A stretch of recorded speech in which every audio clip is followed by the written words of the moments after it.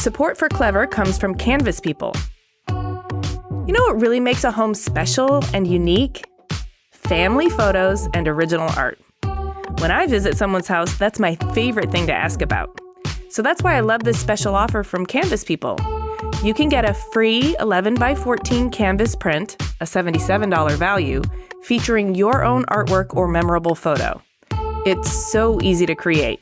Simply go to canvaspeople.com/clever and upload your artwork or photo. Canvas People is the easiest way to personalize your space. Plus, it's a fantastic way to get some of those cherished photos out of your phone and up onto your walls. For your free print, you can choose one of your favorite vacation memories, one-of-a-kind art, or a family portrait. The options are endless. Don't miss out on this free print offer. All you do is pay the shipping and handling. Go to canvaspeople.com/clever to take advantage of this special deal. That's canvaspeople.com/clever.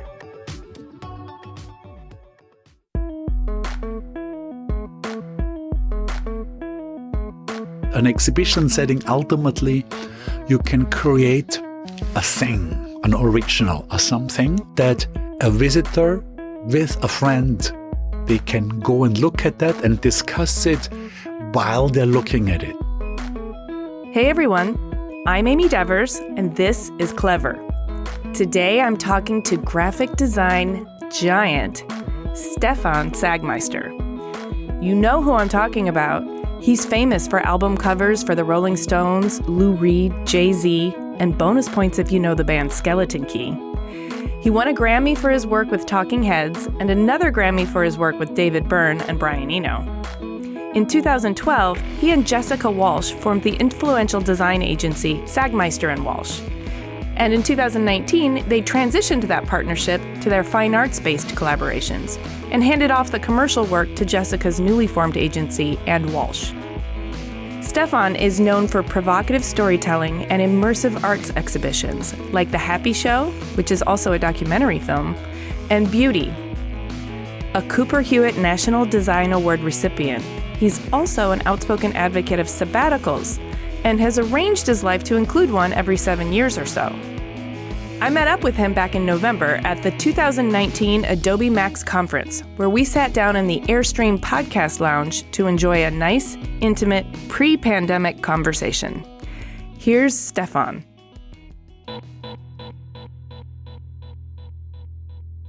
I'm Stefan Sagmeister. I am an Austrian designer who lives and works in New York City.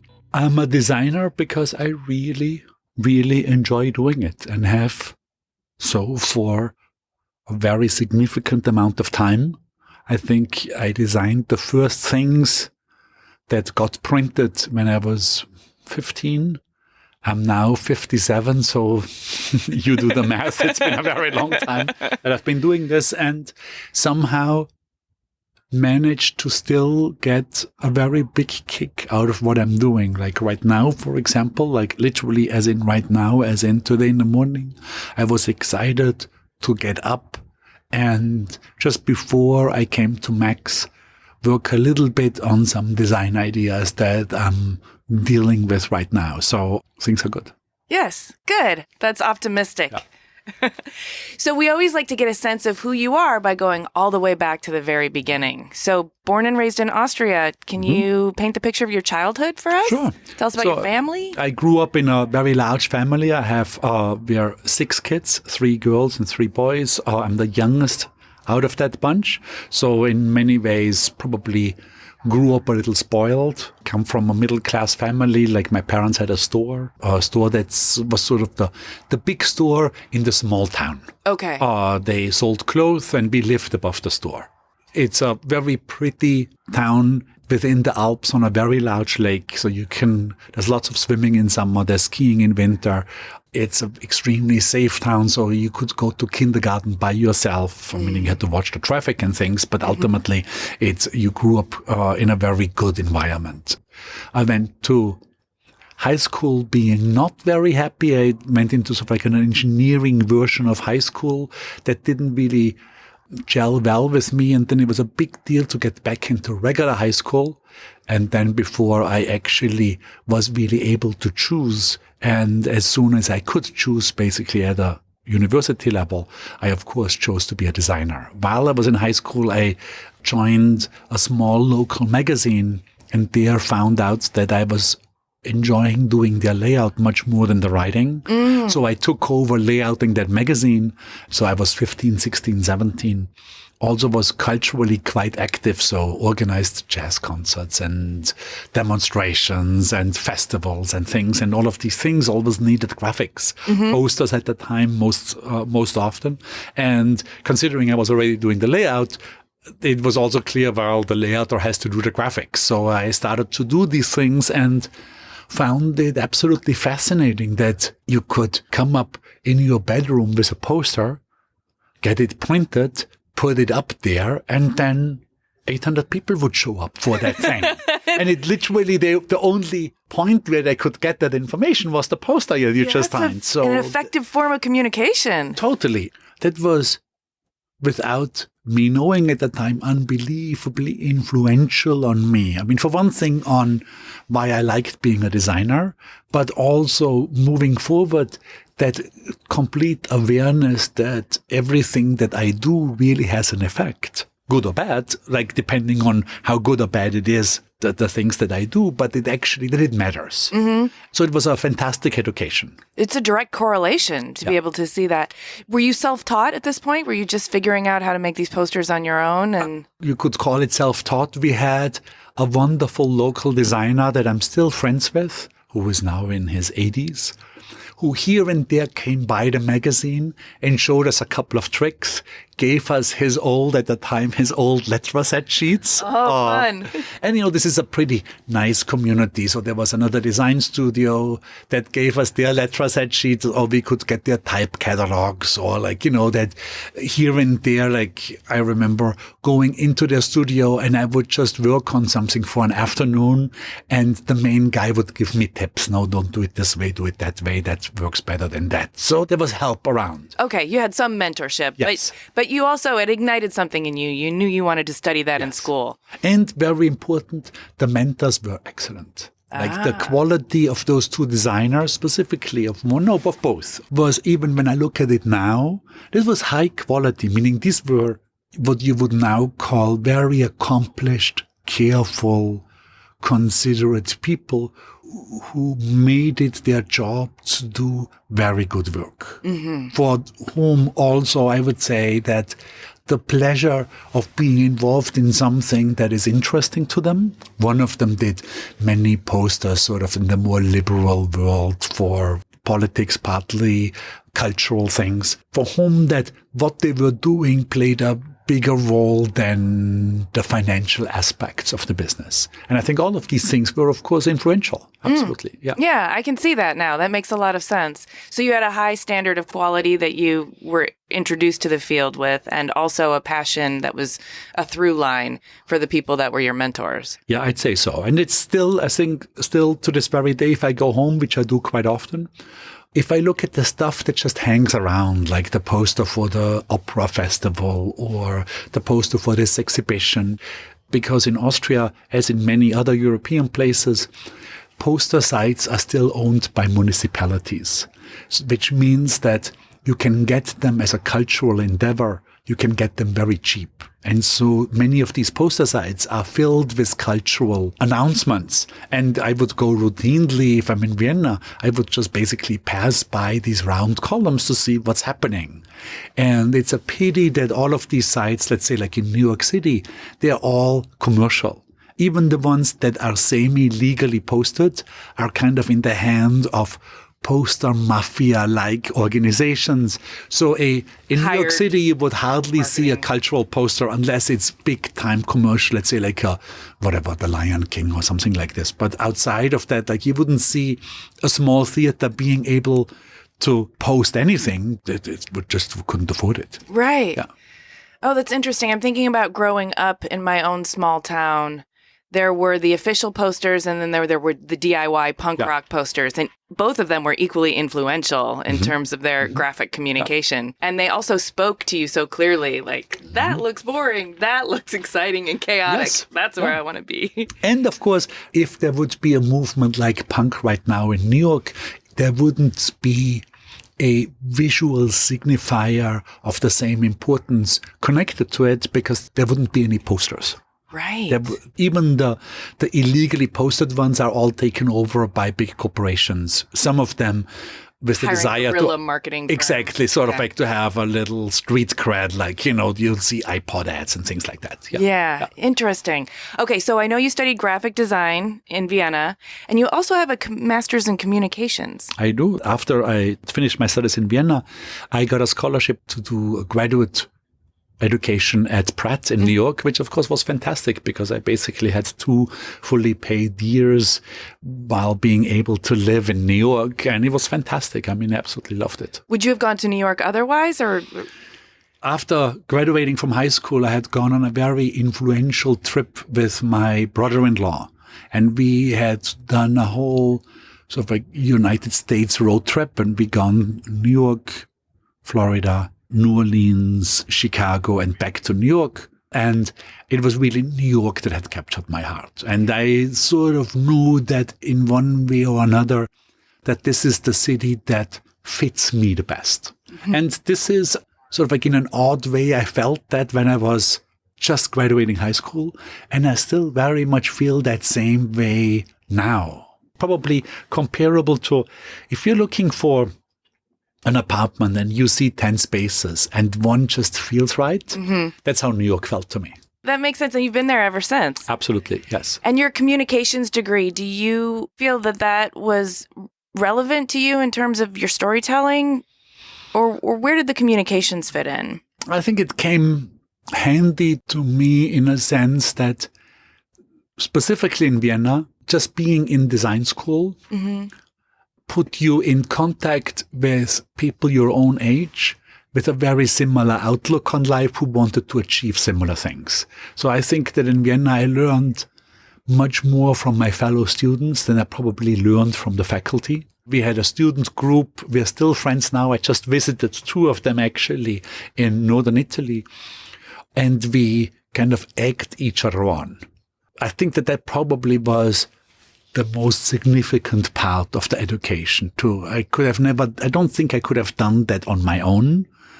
And at the same time, some of my favorite designers, definitely my big mentor, Tibor Kalman, never went to design school. So it's clearly possible to do it. Or if you listen to the keynote speakers yesterday from Adobe Max, to Dave Grohl, it was all self-taught. So I think it's all possible. I think it's more difficult. For one thing, I loved design school.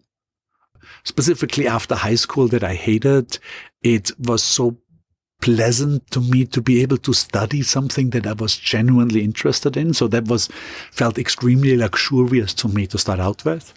But also, I think that in design school, things just also fall into your lap in a way. I mean, specifically if you're curious and you have I had a strong desire to become better. I can say that. A very strong desire. So you were proactive about utilizing all of the facilities and resources at your disposal. Yeah. And when you're in that mindset, it is sort of like an amusement park of good stuff to pull from. Yeah. I totally agree with you. And it's also an environment, an ecosystem of critical discourse and like minds to bounce your ideas off. And it can feel very, very fertile. I mean, I remember that because it became much less pronounced later. Mm-hmm. Like, in design school, when you looked at something you did a month ago and then compared it to something you did a year ago, the stuff you did a month ago was just so much better. Yeah.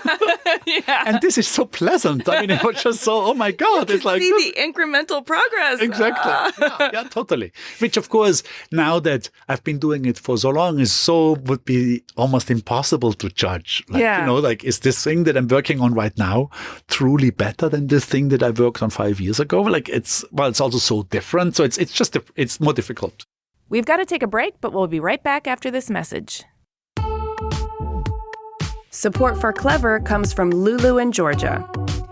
Online home decor boutique Lulu in Georgia creates and curates the best in interior design to make your home uniquely yours. From rugs and furniture to lighting and accessories, they'll help you make your dream home a reality with elevated essentials and coveted statement pieces. Known for their exclusive collaborations, Like the best-selling rug and pillow collection with designer Sarah Sherman Samuel, Lulu in Georgia is always on the forefront of design. Visit luluingeorgia.com/clever and use coupon code CLEVER15 for 15% off your next purchase.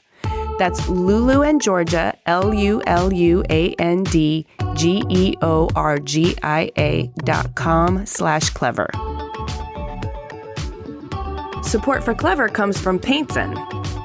Painting can be a chore, and if I'm not going to do the job myself, finding high-quality contractors is a whole other chore. Paintson is the answer to all your paint problems, and they're not messing around. Get a fast quote in minutes for anything from a basic room paint job to cabinetry and wallpaper. You'll be matched with a reliable, experienced contractor, and Paintson will find and supply you with the best paint out there, all while handling the hassles of managing the project. Paintson works with your schedule. Need someone this week? They're on it. How about that design project that's a few months from now? Booked. Need a special color and can't find it? They'll match it. Get a fast quote today at paintson.com/clever. Designers, enjoy a dedicated team and start earning 10% on all projects booked with Paintson by signing up for their free trade program at paintson.com/clever. That's PAINTZEN.com/clever. Speaking of work, I'll take you back because you worked with some high-profile agencies and then you founded your own studio and you kind of started off with a focus on design for music. And as I was researching you, looking back at some of the record covers that you did, I pulled out my Skeleton Key. Oh my God. CD. Good for you. Excellent. That was such an influential band for me. And I didn't make the connection that you designed that record cover, which is brilliant, by the way. I think you were nominated for a Grammy for that. That was a very much a fun band. Loved that band. I'm still friends with Eric. Oh, good. The singer of the band. And couldn't believe that was such a good band. And they never really broke into the mainstream, which was just one of those odd, unfair things that the music industry sometimes have. I totally agree. For example, I think that in that way, design is much fairer. Like if there is a design group out there of the quality of Skeleton Key, you'll hear from them. I mean, they'll be able to cut through because they can, on some level, do it on their own. That was also back in a time where we're still sort of... It was pre-internet, really. This was pre-self-publishing, that you could have your own record label. Yeah. And it was at a time when the big labels really consolidated. And I think the first Skeleton Key record sold 30,000 units, and this was just not enough for the label. Yeah. Like the labels at that point were so big that 30,000 units were sort of like, it was too dinky, and it was felt like, maybe... It was amazing to me because I went to rehearsals of Skeleton Key, and when I was in high school, I was in bands myself. And it just was such an eye-opener to me how much better they were than we used to be. It was just like, there was like, to the point where if they are called a band, we were not. Right. Like, we were in a different, it was just, these are different fields. Like you literally couldn't compare it. And ultimately they played with similar guitars and similar amplifiers than we did, just did so dissimilar things with them. I do want to talk eventually about your maturing and evolving relationship with music, because I know you took a sabbatical in 2000. That was a very nerve-wracking decision for you. You've spoken openly about that, but it seems like it was an important one. Since then, you've expanded your studio into a full-fledged creative agency, but also an art practice, and you've engaged in making some experimental work and physical exhibitions at museums. I was very pleased to be able to see the Happy Show in Frankfurt. Oh, excellent. Yes. Yeah. Speaking of live music, I kind of feel like your physical exhibitions are the equivalent of sort of playing live in front of an audience, an extension of that intimacy. Would you agree? I mean, what compelled you to go into the physical space when, as a digital artist, you can deliver to so many people with such ease? It's a great question. And I think one that I never really answered properly. So in the case of the Happy Show, it originally started as a little side project of the Happy Film.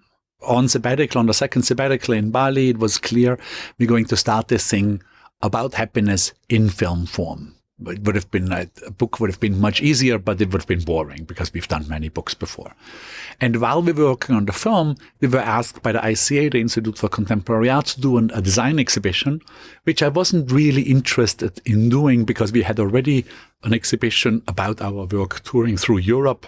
Mm-hmm. And would have basically meant pick the same pieces again, put them again together, maybe in a somewhat different form, and now have it displayed at the ICA. And it just seemed like a boring exercise. And I asked, well, can we do the exhibition on happiness? Because that seemed like would be a new thing. And what I didn't count on then, and they agreed, but what I didn't count on was if the subject is relatable to an audience, that you can really communicate something very personal and in a fairly intensive manner in an exhibition setting. Like that an exhibition setting, ultimately, you can create a thing, an original, a something that a visitor with a friend, they can go and look at that and discuss it while they're looking at it. And in that sense, it's significantly different from film. It's significantly different from an online experience. I find that as a viewer, a deeply pleasing sensation. I go and see a lot of exhibitions, and I don't go and see them because I'm interested in, what do they do so that I could be influenced by it. Right. I go to see exhibitions for the pure joy of seeing exhibitions. And the Happy Show in Philadelphia then was so well liked by audiences. And I have spoken to many, like I spoken to a woman who had come 10 times, who sort of like took it as her meditation space. That it traveled, and it traveled heavily. Ultimately, I think it went into 10 stops around the world. Meaning it was all over the United States, but it also was all over Europe. And we had, at the end of it, over 500,000 visitors, which at that point was quite sensational. And when I talked to visitors, I felt that their experience in the show was a more significant one than, let's say, the people who went to see the Happy Film. I don't have scientific numbers for that, but my gut feeling was that if you spent 2 or 3 hours in the show, that your impressions were deeper than if you sat through the film. And the show was easier to do than the film was. So I just felt this is a really valid medium. Mm-hmm. Before, like, if you would have asked me as a 35-year-old, are you interested in exhibition design? I would have said no, not at all. Like, it literally left me as cold as anything. And I was actually surprised that there was a good number of New York design studios, even Geismar, like very situated New York design studios, who always, or Pentagram, were always involved in exhibition design. It was something that didn't touch me at all. And literally it was only through seeing how effective of a medium it can be in communicating, also that it's possible to get a pretty tight attention of an audience for hours doing so. The focus, especially because by the time the attendee comes to the museum, they're intent on focusing. Mm-hmm. But then there's also, rather than like a corporate design experience, there's also a reverence, I think, that's built into the institution of the museum. And in particular, the experience of the Happy Show is a very personal exploration of yours that is blown up on a scale that we as the visitor are allowed to immerse ourselves in a 3-dimensional way. And there's something really touching about the scale, too, because it's almost like you're expanding your humanity to envelop us. Wow, that's a very nice thing to say. Well, I'm not sure if that is true, but I thank you anyway. Well, that's what it felt like. I think that's part of what was so effective about it. It's a little bit harder when you're looking at a screen, although you can lose yourself in that. And then in a digital transmission, it's great, and it can affect culture because it seeps in and through osmosis. But there's something very visceral about that particular exhibition. But it seems like it might be something that is in your future as well, continuing to do more work like that. What's the snapshot of your practice now? What does it look like? How do you divide up your energy these days? Well, I mean, we just made some fairly significant and big moves. Basically, all of the commercial work is now on Jessica's shoulders, and it has been for a while, I would definitely say, for the last year or two. And so it made sense to make that more official. So all of the commercial work that we used to do is really done under the moniker of Endwalch and is done under Jessica. There's a couple of things where I have a look upon, but that's hers. We're still going to do the beauty thing together. And the exhibition was now in Vienna and then in Frankfurt and is now moving on towards Hamburg and then ultimately going quickly back to my hometown in Austria and then moving onwards to France. So it's very popular. We've had 250,000 people in the first 2 iterations. So it's extremely pleasing when you work hard and long on a subject that's of interest to you, that other people, and you want to communicate that interest. And that was definitely the reason we did the exhibition, that other people are also interested in that. I think that's just fantastic. So that's opening in December 15 in Hamburg. And then basically dealing with these exhibitions because we want them to look new in every space, so that it's not just furniture that's put into a space, but that they really look site-specific. Yes. And then I'm dealing with other self-initiated projects. I basically at 57 felt that, well, I think it's super important that people who love this are doing commercial work. And I think that the quality of commercial work is very important. I also felt I've done enough of it. Okay. And just basically move on. Literally not in the way because I now look down upon it. Not at all.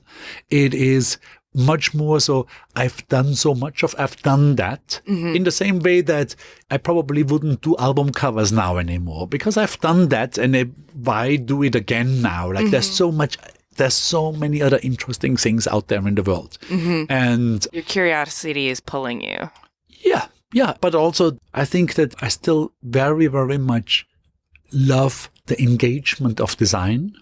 I still think it's a super powerful medium that can do things. Yeah. But want to explore more of that notion that, I think we've properly started, with the Happy Film and the exhibition, and of course with Beauty Project. But even before that, we've done that large project on things I've learned in my life so far that also was an exhibition, but also a book or so. That basically, I think all of these projects have something to do with a personal stance being expressed using the language of design.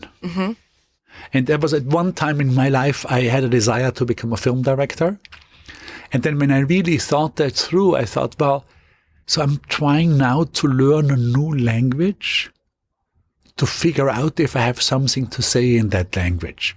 Wouldn't it be smarter to use the language that I already know how to speak, design, and see if I have anything to say in that? And that's basically the manifestations of that. And there, of course, I can then try to do it in film, which we did in the Happy Film. But for example, I find it more pleasing to me, but I also think to an audience in the space of beauty. I found the exhibition medium to be more effective than the film medium would have been. And by more effective, I mean really on a rational point of view, meaning this was a big exhibition, which was not cheap to do. So in the world of exhibition design, we had a good budget. That same budget, if we would have made a film with it, it would have been the dinkiest of crappy documentary film budgets, meaning totally nothing. And I think as a film, even though if we would have given it our best, just by its choice of medium, would have had a much, much, much more difficult time cutting through. I can tell you the first museum in Vienna sent us their press folder, like the articles that were written about the exhibition, which was 650 pages. It would have been absolutely impossible to get that sort of feedback and that sort of significance within Austria or another market with a film. Like the film would just basically now, it's just incredibly difficult. And I applaud the people who are able to do it, to be a small independent film producer. I think that many of the signs just go against you. While it is apparently still possible to be a small independent exhibition producer, even though, of course, I couldn't even call that myself because we partnered with museums that did plenty of the heavy lifting as far as production is concerned. Sure. But it sounds like you are looking at the system in its entirety. First of all, how do I use the language that I already know to communicate effectively? Sure. But also, how do I go through the channels that are kind of already open for me or will open for me, where I can make a bigger, more important message in this way than I could in another medium where it will get trampled or... Totally. And that's an important thing to consider. I mean, it shouldn't keep you from making film, but if your ultimate goal is to have an effective communication, then you've got to choose... Those things play a role. Yeah. Absolutely. Yeah. Yes. Yeah. So along those lines, I want to talk about your creative process. And I want to kind of understand how your brain works. Like, would you describe yourself as a systems thinker or nonlinear or linear? Or do you not think about it that way? Well, I would definitely say that I'm organized, for sure. Maybe, growing up 3 miles from the German border had an influence in that way. And I love organized things, meaning that my desk normally is in pretty good shape. I'm a good planner. I think part of the reason why the Happy Film turned out to be so difficult for me to complete was because we, on purpose, didn't have an ending or a script. And it made me feel very uncomfortable. Like for me, it's a film that is storyboarded, that has a script, and every page of that script is storyboarded, is like a thing of beauty. Tuesday morning, let's shoot page all the gears turning, and so on. Yeah. Like that's definitely, I can deal with that. Tuesday morning, let's have the camera running, and we don't know what's actually happening is an uncomfortableness for me. So I'm not sure if that answers your question already, but I would say that in the world of planners and ad hocers, I'd be the former for sure. But I'm extremely aware of the possibility and the beauty of the unplanned journey, and here and there forced myself to go down that road with very often good results. So from the pure resulting point of view, I should do it more often. It's just that it's uncomfortable. So. Right. Well, I'm interested because even though it sounds like that engineering school that you didn't care for really did work its way into your DNA a little bit, you still always seem to have grasp of the ephemeral, unpalpable humanity of things that seem to take a higher vantage point, a larger view to find that might not come through planning. I would say, I grew up in an Austria of the 70s and 80s that were still very much influenced by, I would say, Swiss modernism. So the objectivity, grids, being very tight with things, don't bring yourself into it, sort of like I would say a cold or more corporate sort of feeling. And I had always felt, I think in the beginning, definitely in my gut, later on I had proper explanations for it, that this is not the most effective way of communicating. That I myself enjoy being communicated by somebody I recognize as a human being rather than being communicated to by a machine. And so much of, I would say, 70s and 80s modernism basically tried to deny its humanity and tried to be very on purpose, sort of like, let's make everything look like it's been done by a machine. Now, if we look at this from the corporate point of view, if I call up a company and all I get is a machine that tells me press 2, press 3, press 4 for this and that, I'm extremely unhappy, and I would think that most people are. And I feel that these pieces of printed communication or online communication that go down that route of the very cold do something very similar than these answering machines or these automated machines do when you call. So it's not something that I would either want to be involved in, but also not something that I just think is an effective way of dealing with communication. And so I've always tried to communicate more emotionally, or at least that it would be clear that this thing that you look at has been made by a fellow human being rather than by a machine. Yes. And that, I think, always had to seem to work. And I think a very important ingredient in that was a side effect of keeping the studio small. Meaning I myself always wanted to keep the studio very small. I had a mentor, Tibor Kalman, I mentioned him before, who told me when I opened the studio that, and I asked him for advice of what I should watch out for. He said, basically, the only thing that's difficult in running a design studio is how to figure out how not to grow. Everything else is super easy. And I had always taken that advice. And a side effect of not growing, or definitely at least not growing at the speed that the amount of clients would allow, was that we were able to pick and choose, because there were more clients around than we could possibly do. And of course, we picked the ones that we felt a kinship to, that were products that we used ourselves or that we thought had definitely a reason to be in the world.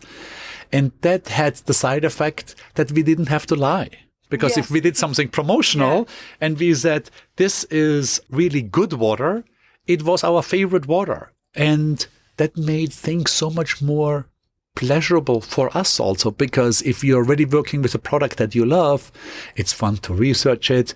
Normally products that you love are made by people that are somewhat similar in thinking. So if you're in meetings, it's much more fun. It's like there's a kinship there. Yes. It's just so much better for everybody involved, including the audience, that gets that they're not being lied to. That gets that this is somehow a more truthful piece of communication. And they know. Intuitively, they pick up on it, for sure. I know even in just having these podcast conversations, when there's genuine chemistry there, the audience can feel it. They feel like they're in the room with us. I have a friend who did a cat food advertisement. And he very, very, very much is a cat person. Uh-huh. And his cat food advertisement had, I forgot now, but last time I checked, it had 16 million views, unpaid views on YouTube. Because people who have cats really understand that somebody of their ilk made that thing. And when you see the ad, it is 100% clear that no dog lover made this thing. And meaning, how great is that? Mm-hmm. He has fun doing it because he loves cats to start out with. So for him, doing an ad for it is completely makes sense for his life. The ad is going to be much better because of it. The people who see it, even the non-cat people like me, get a little kick out of it because you can see there is some sort of truth about cats being revealed here. And the cat people who buy it love it anyway. Yeah, but it helps the non-cat people kind of understand what it is that makes cat people. It's like, oh, okay, I kind of get it now. Yeah. So you famously taken sabbaticals around every 7 years or so. And in doing so, and in speaking about it, you've become a de facto champion of sabbaticals. And I've done a few of these podcast interviews where other creatives are taking sabbaticals. So it's becoming a normal thing. So props to you for that public service. I appreciate it. My question to you is, what do you think, what message are creatives sending to society by normalizing the sabbatical in their work? I think an excellent one. Here is my thing. Like in the beginning, I of course thought this was just something that I needed, and this was very peculiar to me. Mm-hmm. In the research for the Happy Film and the Happy Show, I found that many of my own peculiarities that I thought were very specific to me were unbelievably widespread and completely common to a lot of other people. I just didn't hear that much about it. And other than realizing that I was much less special than I thought that I was, I also felt then through experience that the sabbatical works for a lot of people. In the beginning, I always sort of like was a little meek about it and said, I can't really recommend it to anybody else. Like, it worked for me, that I can say. And then I did a talk for TED, and that, because their site is so big, was seen by millions and millions of people. I started to run into more people, sometimes on the street, but sometimes at conferences, who said, oh, I saw your TED talk, and I actually took it seriously, and I made a sabbatical too. And of course, my next question would be, how was it? Mm-hmm. And I've now talked to dozens of these people, and every single one had shiny eyes. when they talked about it. Yes. Everyone was just like, the best thing that ever happened to me, like, how fantastic was that? And the way they expressed these sentiments made it very clear to me, yes, this worked. And when we talked a little more, it also became clear to me that these people came from extremely different walks of life. I talked to poor people, to rich people, to people who ran their own studios, to people who were in a corporate setting. I talked to people with families and without families. I talked to people who had taken their families on sabbatical. So it seemed to work for everybody. I think that I would have a couple of caveats. I think one is, you should only do a sabbatical after you've worked in your field for a while. I wouldn't recommend it to a student. I think like you should basically, I think that part of the things that become valuable in a sabbatical might also come out of the little suffering that you have during your regular day-to-day things. Mm-hmm. I wouldn't go after outschooled into a sabbatical. I think it probably works best for people where ideas play some role in their world. Meaning if you're working at a menial job, putting widgets into boxes, then you probably would enjoy the time off. But if your desire is to go back and doing widgets into boxes, probably the sabbatical might not be helpful. Right. But for most other people, I think there's now so many jobs out there, and I'm not just talking about the tiny little world that, is often described as the creative industries. Mm-hmm. That would be true as well for banking as much as it's true for politics, for anything where ideas and concepts play a role. I think it would be very helpful. And don't you think by normalizing the practice of taking a sabbatical and notifying your clients and being outspoken about it, that it sort of sends the message to society that we are not bottomless wells that can be squeezed dry, that we're taking our agency back in terms of, and I mean this for people in all industries where concepts and ideas are important. We're taking our agency back and we're taking care of ourselves because those wells are things that we need to be managing their refilling of. And if we leave it up to you, you will just pump from the well until it's completely depleted. And I think that some very smart companies basically do versions of those sabbaticals. Yeah. Like, Google has that famous 25% that you can work on something that you're really interested in. Yeah, I think 3M was kind of the pioneer of that. Yeah. Very true, very true. And it worked extremely well for those two companies. So yes, I can, I can only recommend it from the bottom of my heart. I can, without any doubt, say that my own life and my career would have looked very different from what it became if I wouldn't have taken a sabbatical. I mean, there's even a possibility that I would still be in the studio in New York designing CD covers and wondering why business is so bad. So in many ways, they perhaps helped you keep your perspective dialed in. I'm just genuinely curious, when you have a career with the longevity of yours, but also the extreme highs, you've enjoyed some of the highest accolades and celebration and popularity. You've also, when you get that big, you become a target for criticism and controversy. And so you've run the gamut, full spectrum. How do you work with your ego when the highs are so high and the lows can be so low? I'm definitely not immune to criticism. I think I can take it very well when it comes with the notion of betterment I think, then I'm extremely inviting of it. And I get that sort of criticism where somebody takes me aside and say, I think you should rethink this, or what you did here was not quite right, or I think that's extremely helpful. There's other criticism where Sort you of feel what we learned in art school, to take the feedback, and if it's coming from a place of construction, then it's really useful. Very, yeah. And it's something that I think you can put a platform on. Like, since years now, I'm basically criticizing work on Instagram that people send to me.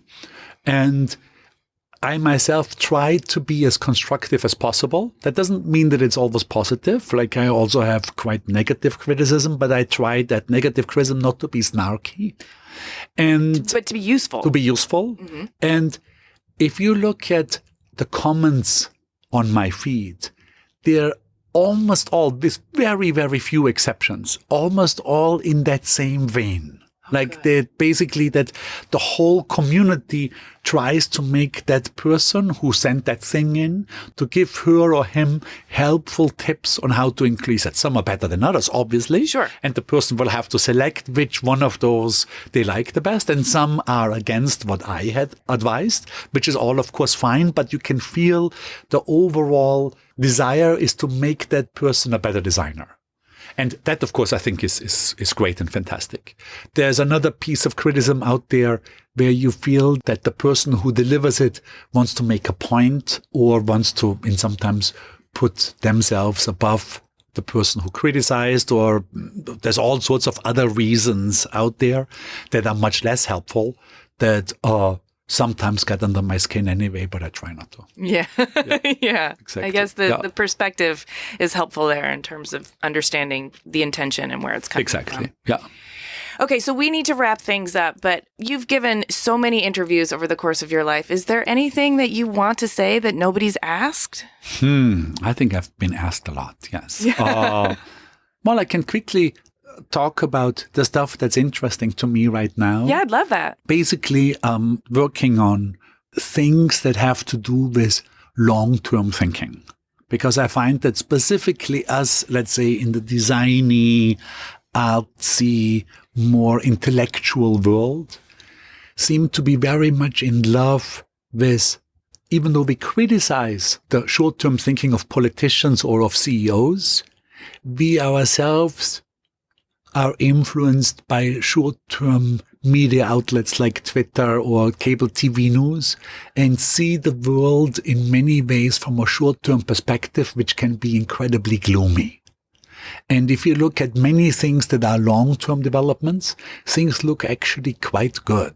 And I'll give you a quick example. Like, I was at a fantastic artist residency this year for 2 months in Rome, and this was for the artists, designers, architects, archaeologists working on their own somewhat Rome-centric projects. So it was fantastic. And one of the husbands of one of the artists told me over dinner that he thinks what we're looking at right now is the end of the liberal democracy.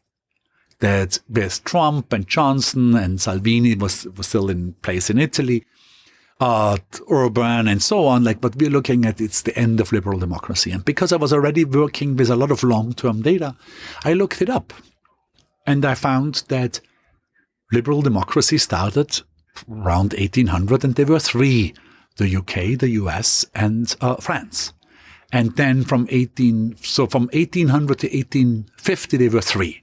From 1850 until 1900, there was another 7 joined. Then the next 50 year, another 10 joints. And from 1950 to 2050 joined. Now another 11 joined. So we now have 87 democratic nations. What we're looking at right now is, for the first time, more than half of humanity lives in a democratic system. We're looking at the extreme golden age of liberal democracy. And so he could not have been, and this is a smart person, this is a lawyer, smart guy, he could not have been more wrong. And I think that this sort of doom and gloom situation is widely spread among many of us. And while there are serious obstacles to overcome, global warming being, of course, at the extreme center of this, I find that these obstacles are easier to overcome when we are also aware of the accomplishments. And if we start from a more positive outlook than if we start from everything is going to hell and we are at the end of the world anyway kind of perspective. Yes. So that's what I'm working on. I love it. And thank you for your optimism, which is desperately needed right now. And I agree with you. If we feel like we're already spiraling into a flaming meteor in the proverbial handbasket on its way to hell, it's really hard to reverse that momentum. But if we look at it from the middle of the golden age of liberal democracy, then we can ride this out as a bit of turbulence and we can make some course corrections and Perfect. Right on. Great. So before we wrap it up, tell our listeners where they can find you and keep track of all your latest projects. Well, you can, of course, always follow me on Instagram. I'll post something that I find beautiful that somebody who is also on Instagram sends to me every day. If you want to, you can go out and buy the book on beauty that Jessica and I published with Phaidon. If you happen to be in Europe anytime soon, go and see on December 15th in the Museum für Kunst und Gewerbe in Hamburg. The beauty show is opening, and then I have a whole schedule of various talks all around the world, but I have not the slightest idea. We'll find those on your website. Exactly. We'll post that in the show notes. Thank you Perfect. so much. This has been really, really enlightening and delightful. I really appreciate it. Same here. Thank you so much, Amy. Thank you. Hey, thanks for listening. To see images of Stefan's work and read the show notes, click the link in the details of this episode on your podcast app, or go to cleverpodcast.com, where you can also sign up for our newsletter. Subscribe to Clever on Apple Podcasts or wherever you get your podcasts. If you would, please do us a favor and rate and review. It really does help us out. You can find all of our past episodes in our archive on our website. Find the link in our show details. We also love chatting with you on Twitter, Instagram, and Facebook. You can find us at Clever Podcast, and you can find me at Amy Devers. Clever is produced by 2VDE Media, with editing by Rich Straffolino and music by L1011. Clever is proudly distributed by Design Milk.